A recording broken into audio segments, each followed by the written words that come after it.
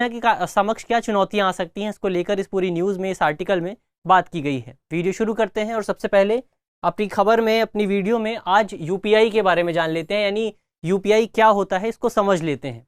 तो आपने अक्सर फ़ोन पे, गूगल पे और पेटीएम, भीम जैसे ऐप्स का इस्तेमाल किया होगा, पर क्या आप जानते हैं कि इन ऐप्स में कॉमन क्या है, इनमें क्या समानता है?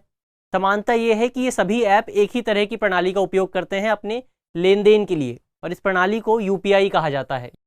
अब यूपीआई की सरल शब्दों में बात करें, इसे परिभाषित करने की कोशिश करें, तो ये एक सिंगल इंटरफेस सिस्टम है, यानी सभी चीज़ें यहाँ एक ही जगह मौजूद हैं, जो विभिन्न बैंकिंग सेवाओं और सुविधाओं को एक साथ लेकर आता है। यानी आप इस पूरी एक ही इंटरफेस पर, एक सिंगल विंडो पर सारी बैंकिंग सेवाओं और सुविधाओं का लाभ उठा सकते हैं। इसके ज़रिए आप रियल टाइम आधार पर किसी को भी पेमेंट कर सकते हैं या किसी से भी पेमेंट प्राप्त कर सकते हैं। साथ ही आप साल के 365 दिन और 24 घंटे इसका उपयोग कर सकते हैं। लेकिन जो इससे पहले वाली प्रणाली थी, वो एक निश्चित समय सीमा के भीतर ही उपयोग की जा सकती थी। यानी इससे पहले आप केवल एक निश्चित समय के भीतर ही भुगतान कर सकते थे, लेकिन यूपीआई के साथ ऐसा नहीं है। यूपीआई में आप कभी भी भुगतान कर सकते हैं, आप दिन में भी भुगतान कर सकते हैं, आप रात में भी भुगतान कर सकते हैं। इसके अलावा आपको भुगतान के लिए केवल 2 चीज़ों की ज़रूरत है, एक मोबाइल एप्लीकेशन जैसे फ़ोनपे, गूगल पे या पेटीएम, और दूसरा जिसको आपको पेमेंट करना है उसकी वर्चुअल आईडी, यानी यूपीआई आईडी या उसका नंबर। आप इन 2 चीज़ों के माध्यम से आसानी से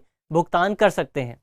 यूपीआई को साल 2016 में एनपीसीआई यानी national payment corporation of India द्वारा लॉन्च किया गया था, और वर्तमान समय में आप यूपीआई के ज़रिए एक दिन में 1 लाख रुपए तक का भुगतान कर सकते हैं। यानी वर्तमान समय में आप लगभग 1 लाख रुपए किसी व्यक्ति को ट्रांसफ़र कर सकते हैं